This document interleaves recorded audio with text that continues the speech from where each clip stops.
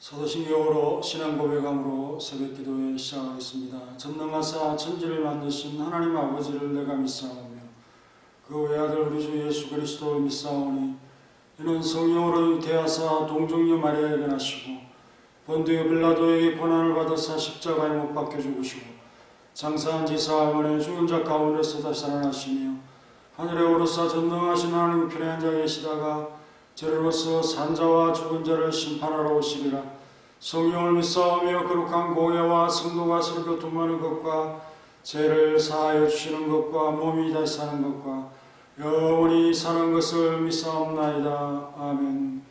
하나님 감사합니다. 엎드려 주님 앞에 경배하오니 우리의 경외함과 순종함과 또 뜻을 받드는 모든 일들에 대하여 하나님께서 기뻐 받아주시고 오늘 입술을 열어 주님 앞에 기도하오니 우리의 마음의 기도를 또 입술의 찬양을 받아 주옵소서.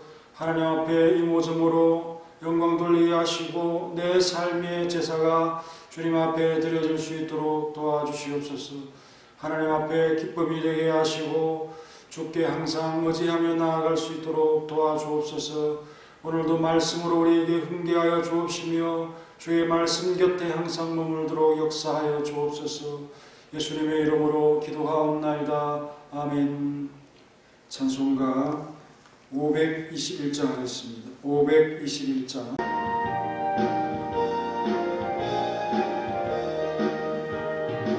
구원으로 인도하는 그 문은 참 좁으며 생명으로 인도하는 그 길은 참 험하니 우리 몸에 지어있는 그 더러운 죄짐을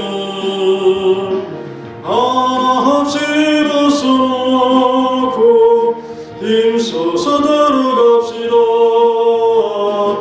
구원으로 인도하는 그 좁은 문 들어가 영생으로 인도하는 그 생명길 갑시다. 구원의 문 열렸으니 주의 목로 힘입어 주저 말고 들어가서 생명길로 갑시다. 구원의 문 닫힌 후에 들어가고 싶도나 한 번 닫힌 구원의 문 또 열려지지 않으리.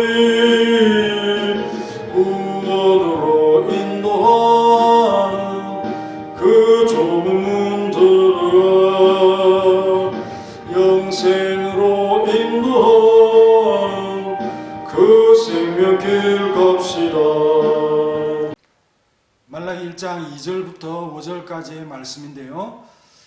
다 읽지 아니하고 한 구절 한 구절 보면서 해석을 하겠습니다. 이 2절에 보면은 이름들이 등장을 하는데요. 한 사람도 가족 이름 중에서 빠진 사람이 없습니다. 보통 보면 유명한 사람 정도 기록하고 그의 이름이 기록되지 않는 경우도 많이 있습니다. 그렇다면 이 이름이 등장한다는 것은 이 사건이 실제적인 인물들에 의해서 실제적인 삶을 소개하고 있는 것이고 그 이름을 드러내야 될 이유가 있는 것이죠. 이러면은 책임과 무게를 남긴다는 사실을 우리는 그 사람의 이름은 엘리멜렉이요 그의 아내의 이름은 나오미요 그의 두 아들의 이름은 말론과 기론이라고 했습니다.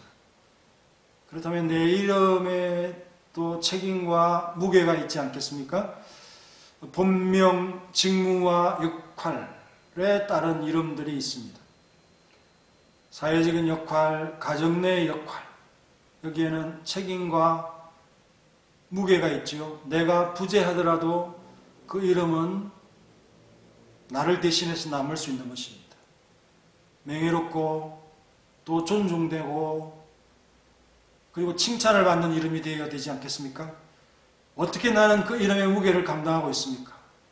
하나님께서 이미 나에게 어떻게 살아야 될 것을 요구하는 것을 이름에 담아서 우리에게 주셨다라고 새겨볼 수 있는 대목입니다. 근데 그 이름들을 보면은 그 상황을 좀 생각할 수 있는데 조부모의 세대는 신앙과 소망으로 가득 차 있었다라고 짐작을 할 수가 있습니다. 그 분위기를 자녀의 이름에 가득 담았지요. 엘리멜렉이라고 하는 아버지의 이름은 나의 하나님이 왕이시다는 뜻입니다. 얼마나 대단한 이름입니까? 또한 나옴이라고 하는 이름을 가지고 있습니다. 기쁨, 즐거움, 온갖 좋은 것이 다 들어있지요. 은혜, 사랑스러운 그런 뜻입니다. 그러나 그들이 낳은 자식들의 세대에서는 그렇지 못했습니다. 아이들이 육체적으로 병약했습니다. 또한 그들의 삶의 환경이 갑자기 나빠지고 핍절해졌다 볼 수 있습니다. 말론이라 짓고 기론이라고 지었습니다. 질병이라고 말하고 또한 항폐라고 그 자식들의 이름을 짓습니다. 긍정적으로 보자면 그들의 어려움을 하나님 앞에 고백하면서 이렇게 우리는 약하고 병이 들었습니다. 하나님을 갈망합니다. 땅이 항폐합니다. 모든 것이 항폐합니다. 라고 소원을 바라는 그런 이름일 수도 있습니다. 하지만 인생은 그런 기도도 잠시 모압으로 아마도 그들을 내몬 원인으로 삼지 않았을까. 이렇게 힘드니 여기에서 우리가 어떻게 더 이상 살 수 있겠습니까? 말론이니 기론이니 어떻게 살 수 있겠습니까? 이렇게 핑계를 되었던 것으로 짐작을 할 수 있습니다. 하지만 한 가지 그들이 염두에 두지 않는 것은 그들이 거하는 땅은 조상들의 위대한 신앙과 메시아 소망을 품은 유서 깊은 곳이었고 또 곳이 될 수 있다는 것을 그들이 간과했던 것입니다. 유다, 베들레헴, 에브랏 사람들이었더라 라고 말씀하고 있습니다. 사무엘상 7장 12절에 위대한 조상이 나오는데 물론 그들의 후손이겠지만 참 이스라엘의 위대한 조상들 아닙니까? 다윗은 유다 베들레헴 에브랏 사람 이세라 하는 사람의 아들이었는데 베들레헴 에브랏 사람이라고 하는 표현이 나옵니다. 그리고 유명한 것은 에브랏이라고 하는 이곳은 라헬가 죽은 곳이죠. 야곱의 아내였던 라헬이 죽은 곳입니다. 창세기 35장 19절에 보면 라헬이 죽음에 에브랏 곧 베들레헴 길에 장사되었고 라고 했습니다. 그리고 미가 선지자의 입을 통해서 메시아가 태어날 곳 구속사적으로 매우 중요한 위치, 예루살렘 다윗 성에서 아주 가까운 베들레헴 에브라다 다윗의 고향, 이곳에 관한 메시아 탄생의 예언이 등장합니다. 미가 5장 2절이죠. 베들레헴 에브라다야 너는 유다 족속 중에 작을지라도 이스라엘을 다스릴 자가 내게서 내게로 나올 것이라. 비록 작은 동네지만 위대한 인물이 등장할 것이라는 말씀을 하고 있습니다. 이것이 그들이 역사의 과거와 미래의 징검다리 한 디딤돌로서 책임져야 할 현재의 무게요. 책임이었습니다. 그들이 모압 지방에 들어가서 거기 살더니 3절 나오미의 남편 엘리멜렉이 죽고 나오미와 그의 두 아들이 남았으며 4절에는 그들은 모압 여자 중에서 그들의 아내를 맞이하였는데 하나의 이름은 오르가요 하나의 이름은 루시드라 라고 했습니다. 비록 남편이 먼저 죽은 후에 어려움을 경험을 하지만 모압에서 재기의 삶을 구축하고 있는 상황을 볼 수가 있습니다. 새로운 희망을 보게 되어졌고 두 아들의 며느리까지 보게 됩니다. 위로를 느끼고 있는 중이었습니다. 그러나 그것이 오래가지 못하고 더 쓸쓸한 유다 베들레헴 출신으로서 모압에 남게 되어지는 현실을 맞이하게 됩니다. 4절에 보니까 그들이 거기에 거주한 지 10년쯤에 5절에 말론과 기론 두 사람이 다 죽고 그 여인은 두 아들과 남편의 뒤에 남았더라 라고 했습니다. 10년이라는 시간, 평생의 삶의 기간에 비하면 아주 짧은 세월이죠. 이 세월이 지나가는 동안 가장 소중하고 가장 가까운 사람들을 볼 수 없게 되었다 라고 말씀하고 있는 것입니다. 집안의 남자들이 젊어서 죽는 것을 다 보는 어쩌면 비극이죠. 엘리 제사장의 가문이 이런 말씀을 받게 됩니다. 내 집에서 출산되는 모든 자가 젊어서 죽으리라. 유대인이나 이스라엘 사람들은 이 족보를 아주 명예롭게 여깁니다. 그게 자랑스러운 조상들을 소개하는 것에 반나절을 소비한다고 보면 될 것입니다. 해당해서 하는 일들이 그런 것들을 자랑하는 시간들로 보내죠. 그런데 그런 명예가 사라진 가문을 상상해 보면서 저는 이 말씀이 어떤 의미인가를 깨닫게 됩니다. 그 여인은 두 아들과 남편 뒤에 남았더라 그랬고 3절에도 남았으며 라고 했죠. 뒤에 남았더라. 오늘 이 본문의 가장 중요한 메시지라고 볼 수가 있습니다. 남편과 두 아들을 잃고 홀로 뒤에 처져 남아있는 나오미의 모질고 비참한 모습을 보여주고 있는 것입니다. 나오미의 처지는 오늘날 현대 대한민국에 살고 있는 비슷한 처지의 사람들과는 그 비교할 수 없는 고대의 상황을 우리가 생각을 해야 됩니다. 나는 또 우리와 비슷하다. 그렇게 하면은 사회 보장 제도가 너무 많기 때문에 얼마든지 그런 나오미의 처지를 이해하지 못하는 그런 마음을 우리가 가질 수가 있습니다. 상상할 수 없는 어려운 처지에 빠졌다라고 볼 수 있습니다. 당시 여성들은 남성의 날개 그늘 아래 있는 것이 더 심하였고요. 그것이 사라진 지 오래였다는 것입니다. 그 후에는 장성한 아들들의 보호 아래에 있게 되어집니다만은 이것마저도 10년 후에는 아들들이 다 죽고 사라지고 있습니다. 더구나 노년기의 여성, 육체적으로도 사회적으로도 더욱 연약해진 그런 상황입니다. 나오미는 가련하고 처량하고 쓸쓸하여 뒤에 남겨졌다. 심하게 얘기하면 뒤에 던져졌다. 의지할 곳이 없고 돌볼 사람이 없는 그런 가운데 특히나 먼 타국에 객이 되어서 남겨진 이 아픔, 어떤 여성이 이런 아픔을 경험하게 되겠습니까? 욥이 남자 중에 가장 많은 아픔을 겪는 사람이라면 나오미는 여성 중에 그 어려운 삶에 있어서 최고였다.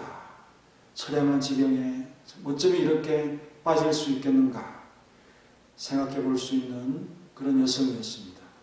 물론 이렇게만 끝나면 성경 말씀이 얼마나 재미가 없겠어요. 그러나 욥처럼 후반의 삶은 정말 갑절을 받는 그런 은혜를 입는 것을 볼 수가 있습니다. 성도는 바로 이와 같은 삶이다 하는 것을 생각하면서 이제 나의 이름과 책임과 무게를 감당해야 된다는 첫 주제로 돌아가서 그 이름의 무게를 한번 생각해 보시고 책임을 생각해 보시기 바랍니다. 그것이 버겁다고 벗으면 당장에는 쉽겠지만 내가 질 수 없는 또 다른 짐을 질 수밖에 없는 것이다 하는 것을 교훈을 삼기를 바랍니다. 이렇게 말씀을 생각하니까 얼마나 재미있습니까? 다음 시간이 기다려지지 않습니까? 내일 새벽에 만나기를 원하고 오늘도 참 주님의 말씀 가운데 힘을 얻으면서 기도에 힘이 붙는 한 주간이 되시기를 간절히 바랍니다. 다 같이 기도하겠습니다. 그리고 하나님의 은혜를 늘 기억하며 살아갈 수 있도록 도와주시옵소서. 우리의 힘으로 어떻게 감당할 수 있겠습니까? 그러나 주님이 주시는 힘으로 능히 감당할 수 있도록 역사하시고 특별히 서문학교의 성도로서 잘 하나님을 경외하며 살아갈 수 있도록 도와주시옵소서. 여러가지 질병으로 또 예배를 드리기 힘들고 교회 염려에 대한 이런 참 생각을 하며 또 우리의 가정의 삶도 좀 걱정하고 염려할 수 있는 이런 시간들입니다. 하지만 하나님 앞에서 받은 사명 잘 감당할 수 있도록 도와주시고 나보다 다른 사람을 또한 생각하며 주님의 일들을 생각하며 기도하고 간구하는 이 시간으로 채워갈 수 있도록 도와주시고 현실적인 어려움 앞에서도 하나님을 위한 우리의 삶을 포기치 아니하고 날마다 힘써 감당할 수 있도록 역사 하나님께서 은혜를 주셔서 이런 어려움의 시대에 참 보호받을 수 있도록 도와주시고, 나오미의 이름에 있는 기쁨과 사랑스러운 은혜가 우리 사랑하는 성도들의 삶의 앞길에 쫙 펼쳐질 수 있도록 도와주시옵소서. 하나님과 걷는 길이라면 좁은 길이라도 정말 기쁨으로 감당하기를 원합니다. 도와주세요. 함께해 주세요. 붙들어 주세요.